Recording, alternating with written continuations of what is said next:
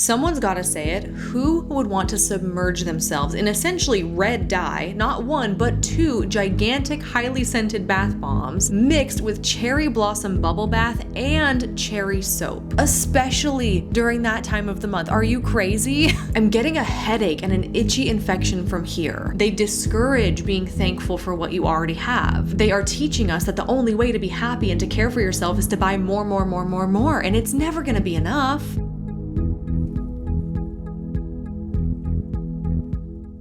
Hello and welcome back to another episode of Influencer Insanity, where we feature all the ridiculous things that influencers will post on social media just to bring ourselves back down to reality a bit, look at things through a critical lens, and really give ourselves a reality check as the viewers and consumers of social media content. Today's episode is in the same vein as episode 1 about restock influencers and episode 2 about the Stanley Cup phenomenon and how influencers are contributing to a grotesque level of overconsumption and consumerism. But today we're focusing on how that pertains to the self-care content that we see so much of, and how apparently now self-care means having 101 skincare products and enough bath bombs to give you a raging UTI. It's no longer about actually taking care of yourself, it's about how many products can an influencer shove into a 60-second TikTok video to push you to buy something that you might not actually need. Everything is pink, everything is curated, they're typically showing off some massive collection of skincare or beauty products. It's all the things you would imagine: lotions, potions, candles, desserts, bubble baths, face masks, that kind of thing. And I think that all those things are super girly and fun and enjoyable, but they're also not the only way to take care of yourself. In fact, what's being featured in these kinds of self-care social media posts is a pretty superficial consumerism-centered depiction of what self-care is. And I think the influencerification of self-care is really skewing our perception of what it means to show yourself love and care. So I've got a lot of over-the-top, unhinged influencer examples that I'm going to show you, and we'll break those down one by one. And then later I'm going to give you a whole bunch of low-cost or no-cost ways that you can practice self-care in a way that is perhaps more beneficial than bath bombs galore. And I think it'd be awesome if we can use the comment section below to share even more ideas too. But first, I'm partnering once again with the Paired app on today's video, and I think that's a perfect fit because we're talking all about ways you can take care of yourself, and one way you can do that is to take care of your relationship too. Paired is a relationship app designed to help couples strengthen their communication and deepen emotional connection. Unlike other apps that focus on dating or conflict resolution, Paired is about nurturing and deepening existing relationships. It offers daily activities, interactive games, and conversation starters, along with expert-backed advice, providing couples with the tools to stay connected and communicate effectively, helping them navigate the challenges that come with long-term relationships. The thing about the Paired app that really drew me in was the variety of topics available and how it's a great supplemental tool to keep the conversations going with your partner. My husband and I have been together for 8 years, and at some point you start to think that you know everything there is to know about your partner, or like, what else is there to talk about, you know? But there's always more to uncover, even things that you didn't even think to ask your partner about. There are so many topics through the Paired app that I never would have thought to initiate conversations about otherwise. For example, share one way being with AJ has improved your relationship with friends or family. How would you feel if AJ became friends with one of your exes? How has he helped you reframe a negative thought recently? Matching couple tattoos, cute or cringe? And there are endless games, questions, quizzes about nearly every topic you could possibly think of. Communication, conflict, sex, money, work, family, parenting, the list goes on. The Paired app is such a great tool to get you talking and encourage you to prioritize each other every single day. If you would like to maintain and deepen connection with your partner through the Paired app, you can use my link in the description box below, and that's going to give you a 7-day free trial plus 25% off Paired Premium. Thanks again to the Paired app for sponsoring today's video. Okay, let's take a look at some of the more extreme examples of self-care content that I've been seeing lately. Here's a creator that has made appearances in my Restock Influencers video and the Lying Influencers video, and here she is about to take us along her full day of self-care routine.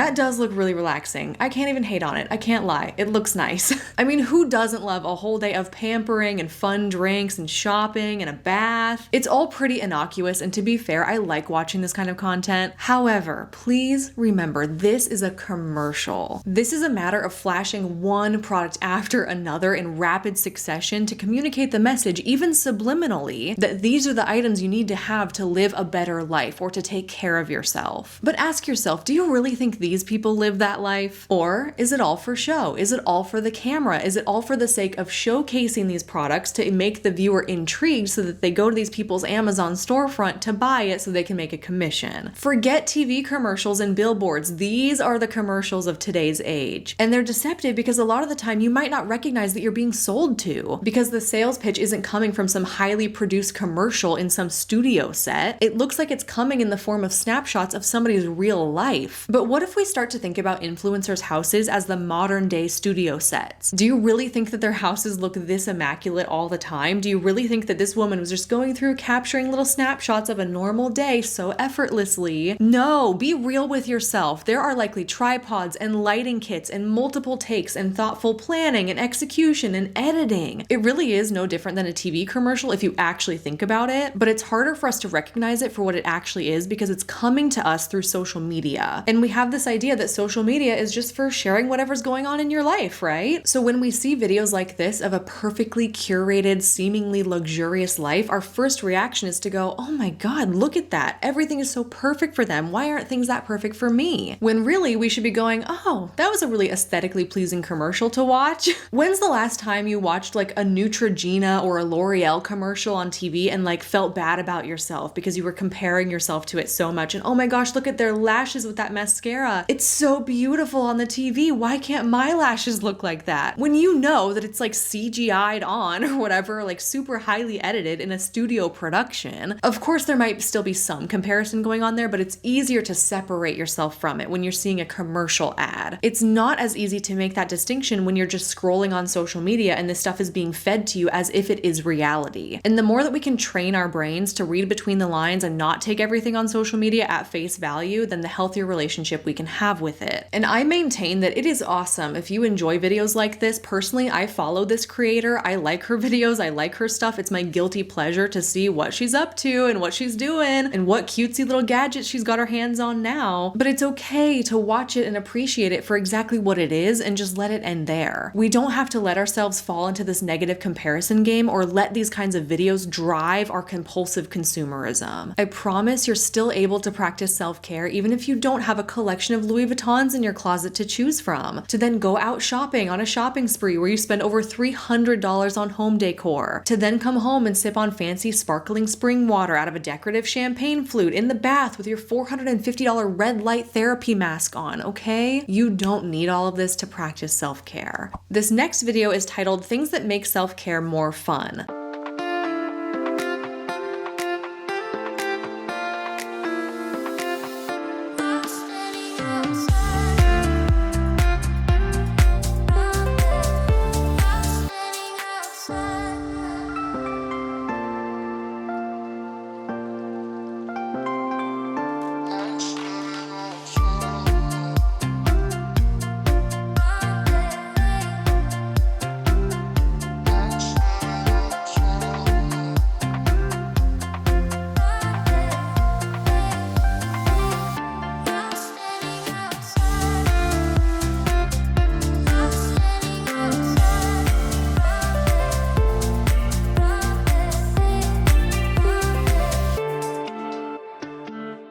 I do appreciate that this one at least is structured pretty explicitly. Like, I'm going to show you a bunch of products that you don't really need and they aren't really necessary, but they might make your self-care routine more fun. I respect that because at least people know that they're being sold to. Some of the products she featured in here were an $80 bath towel warmer and then an $80 face towel warmer, because apparently using the bath towel warmer for face towels would just be nonsensical. But you know what else would heat up your towels that you likely already have access to? A dryer.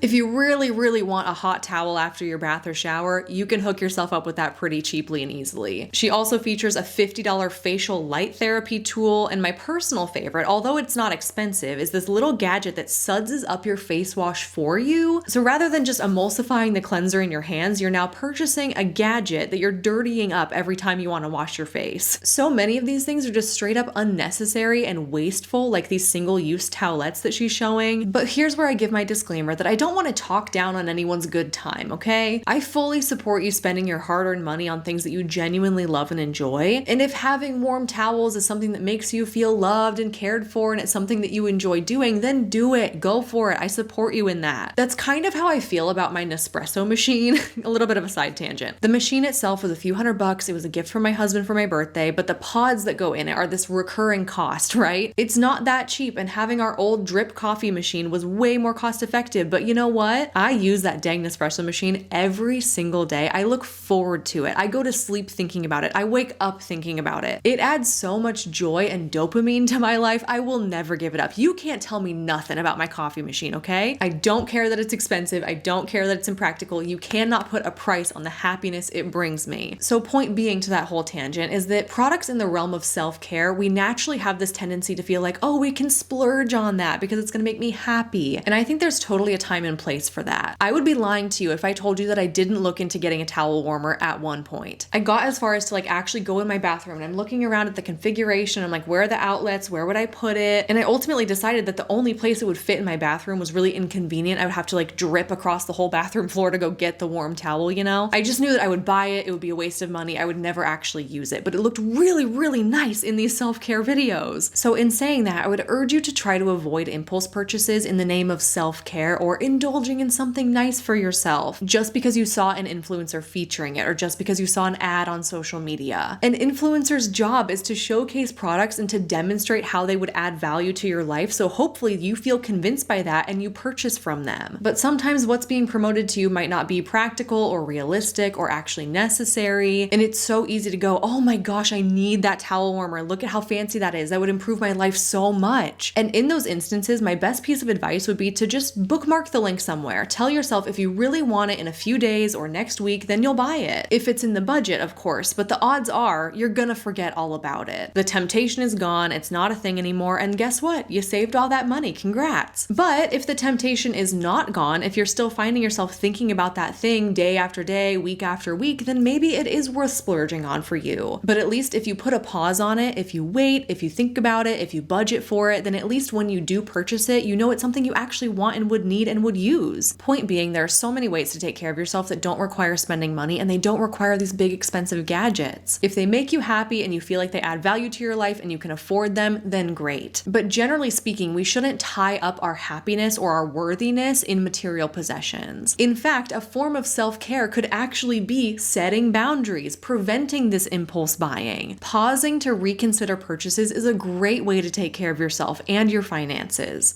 Now, this next example is just kind of comical, if I'm being honest. Part of me feels like we shouldn't be taking it all that seriously because it almost has like a rage bait vibe to it. Episode 5 of this influencer series was all about rage baiting if you want to learn more about that tactic. The caption on this says that time of the month bath time, and I guess we can take her a little bit seriously because she's making sure to let us know that all the products she's showcasing here can be featured in her Amazon storefront. So she's definitely trying to sell us on something, even if it's in a more shocking way. Here's what I mean by that.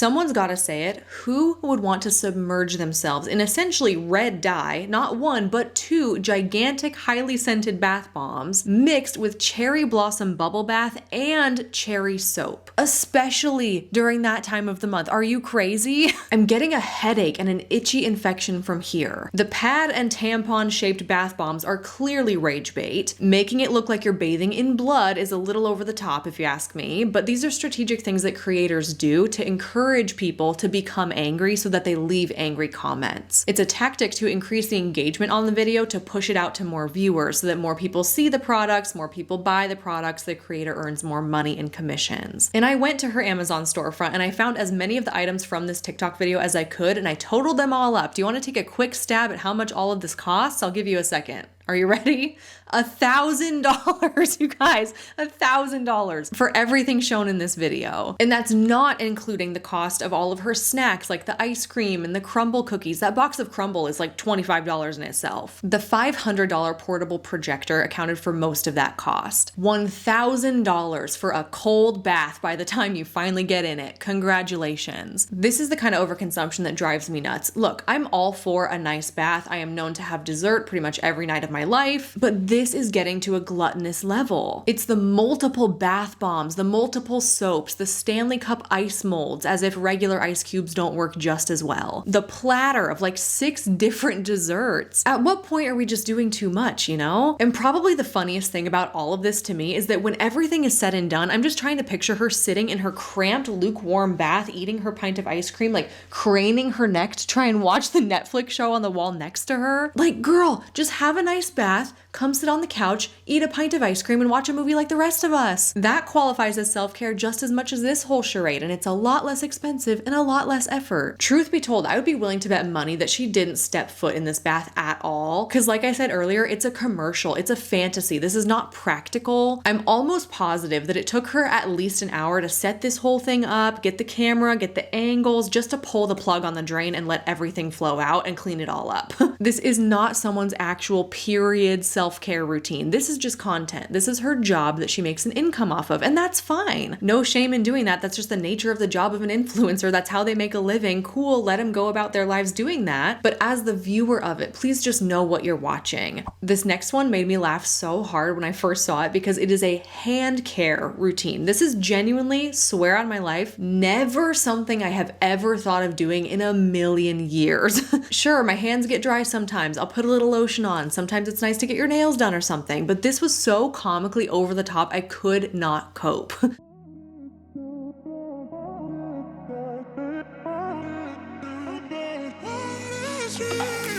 A million people in the crowd, but I only see your face in all the line.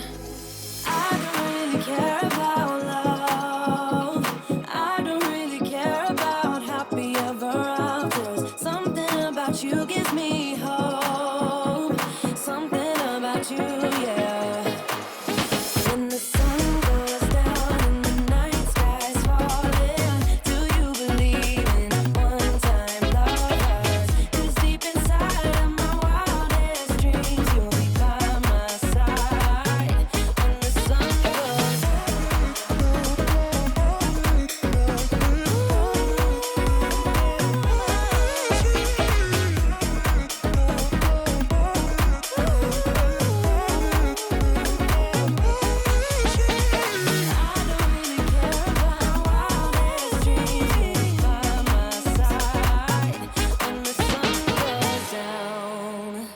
My first thought is, oh my God, could you imagine how greasy your hands would feel after all of this? I can barely stand the like sticky, greasy feeling of hand lotion, but this woman just used 10 layers worth of lotions, oils, and treatments on her hands. It's just so ridiculously excessive and like a sensory nightmare, for me personally at least. And again, I found her hand care page on her Amazon storefront and I totaled up everything featured in the video and it comes out to be about $380. The big ticket items being this $80 light therapy tool and the $65 paraffin wax machine, and then a couple $100 worth of lotions and potions for your hands. For your hands. That's it. I just have never in a million years thought to give that much attention to my hands. Maybe I should. Is this a thing? Am I missing out on something? I've heard that it's a good idea to put sunscreen on your hands to prevent aging, but past that, everything seems completely unnecessary to me personally. It's one of those things where it's like, if this makes you feel pampered and cared for, then go for it. But you're not going to catch me adopting a $380 hand care routine. And kind of in that same vein, I've recently gotten into skincare. I've nailed down a 4-step skincare routine that I loved. I've been using it for the last 3 months. It's great. It's working wonders. However, 4 steps even feels like a lot. I do be feeling like a little grease ball, which is why I do my skincare right before I go to bed, because again, it's like a sensory thing. So videos like the hand care one or the one I'm about to show you, they truly perplex me in terms of cost, time, and the seemingly overkill nature of it all. And I'm gonna blur her face on this clip because I believe she's a minor. I think she's still in high school, which almost makes this more troubling. How much does my skincare routine actually cost? First is my CeraVe cleanser, which retails at $17.99. Next is my Essence toner, and this retails at $38. And I absolutely love this product. For my next step, I like to use the watermelon toner, and this smells absolutely amazing, guys. Next, I like to use my dewdrops, and guys, I am all out. Like, I'm literally so sad. This is usually my first step, but I'm using the Caudalie Face Mist, which retails at $12. This is the Laneige Water Bank Serum, which retails at $45, and I get so many comments about this product. Next, I use a lip mask, and I'm going to be using the Laneige one, which retails at $24. This is the Ordinary Berry Support System, which retails at $17. Next, I'm using my CeraVe Moisturizer, which is $17.99. This is my favorite product, if you guys can't tell. Next is the Innisfree Sunscreen, which retails at $17 as well, and guys, this leaves no white cast. This NYX Fat Oil retails at $9, and here's me doing the duck lips, guys. This is the eyebrow brush / pencil from Morphe, and I believe this retails at $12. Total cost is $276.98.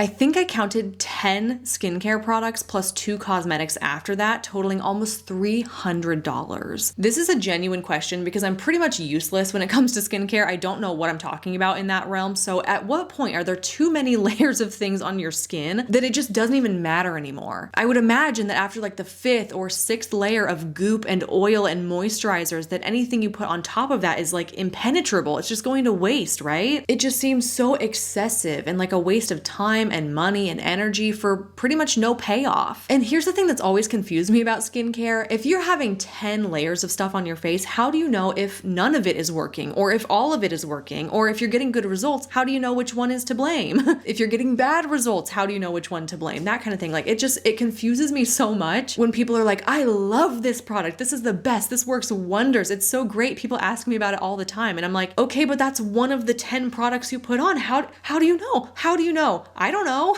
I tend to believe that less is more or simpler is better when it comes to skincare routines, because how are you supposed to know if all these products are actually doing what they claim to do if you're mixing them all together? And that's what kind of bothers me about these self-care type videos in which skincare is so heavily focused on, because you'll see these people's massive skincare collections. It's like an entire cabinet or a whole vanity covered in them. And in this video, she added up the price for all this stuff. We know how expensive it is. And it's just reinforcing that message that if you want to take care of yourself or if you want to pamper yourself, then you've got to splurge on like hundreds of dollars of skincare. And I think that's such a superficial consumerist view of what self-care is. And perhaps even the more upsetting aspect of this video in particular is that she is a high schooler, you guys. This is kind of beside the point of this video, and I'm going on a little bit of a tangent, but this kind of thing is so dystopian to watch. It's like the Sephora Kids trend that we were seeing at the beginning of this year, where young literal children are becoming obsessive over things like skincare and makeup at an age where it's not even necessary, at an age where they can't even afford it. So they're begging their parents to drop hundreds of dollars on these products for them. And then they're sitting at their vanity and they're obsessively coating their face with a dozen products, and they're making TikTok videos about it. Like, this cannot possibly be good for the mental health and the self-image of young girls, right? Like, what kind of message are we sending as a society that we now have literal children becoming obsessed with preening themselves in front of a mirror using products that weren't intended for them? I'm in my late 20s and I just nailed down a skincare routine this summer summer.